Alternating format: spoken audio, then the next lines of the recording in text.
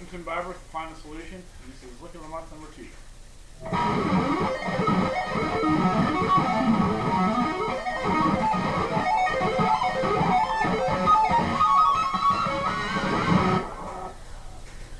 Alright.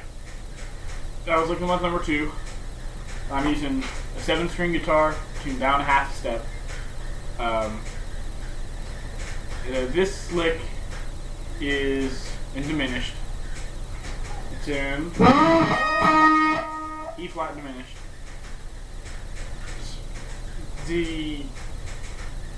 There's a few things I want to point out in this one.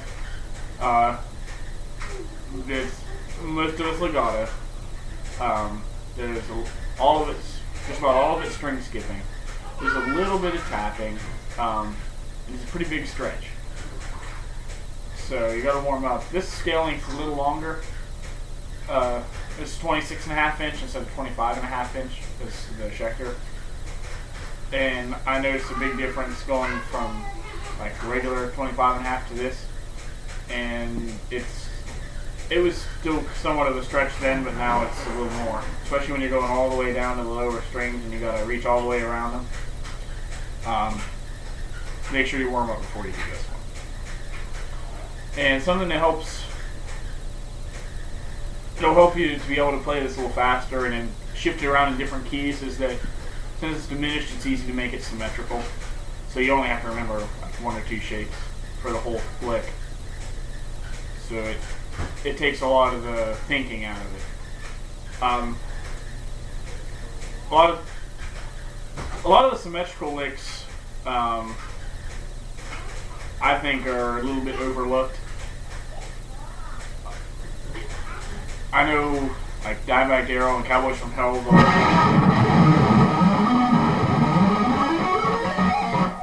the run up, Dave Mustaine does it, Eddie Van Halen did it, Gus G from Firewind uses it, Michelangelo Badia is a big one for that.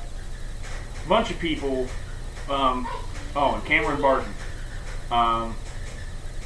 Yeah, I've come up with this before I saw your video, your 8-string review, and just want to let you know I didn't steal it. I kind of had this already before I saw it, but so I know you can do it.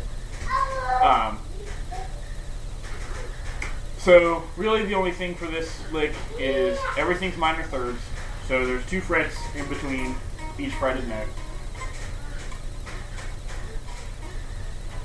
Right up here,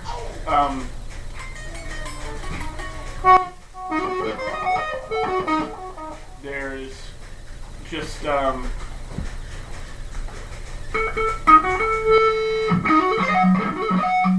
are in the same position.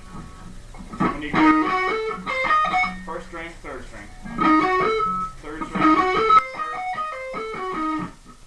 When you go to the 5th string, you go up and over like that.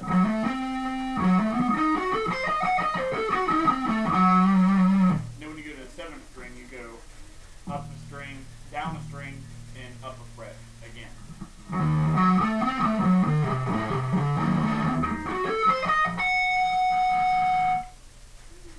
So just keep that in mind also.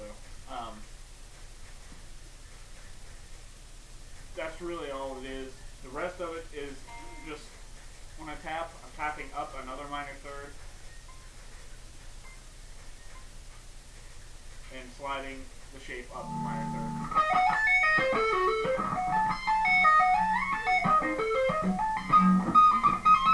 That ending part is very simple, but it's really the only change in the whole lick. All I did was take the 21st fret and tap the 24th, but bend it up minor thirds. So I bend this up to 24. So I'm tapping it the whole time. A little bit of vibrato on the end so you can get that far. Now the pattern when I'm up.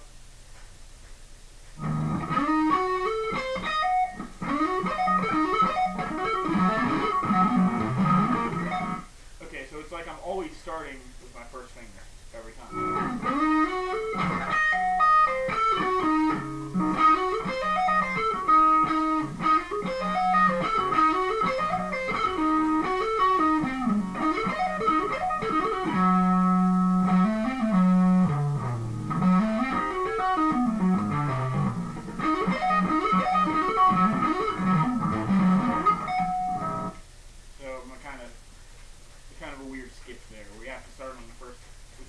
finger on each string.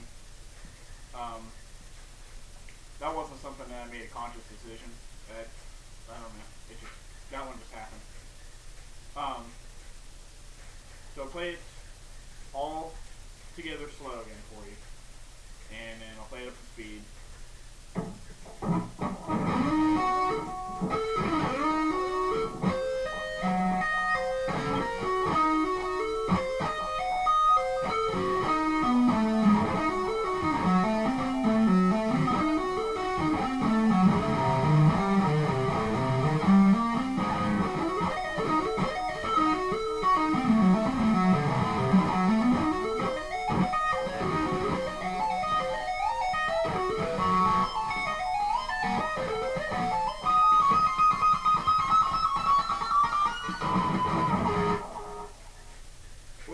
Also with the bend, I'm kind of bending with both hands also.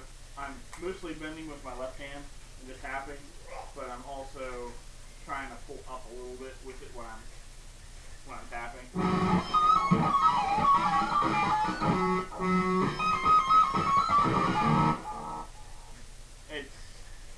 There's a little more string tension, and it just helps a little bit up there.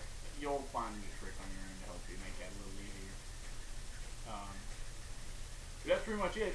So I'll play it up to speed for you again, and we'll see what happens.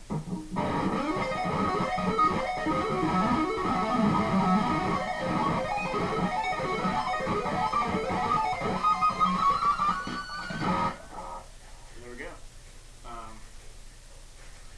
So it really mixes some of the, like the older thrash and the Van Halen kind of stuff, where they use a lot of symmetrical licks, and it also adds like the Michelangelo, the Jeff Loomis kind of.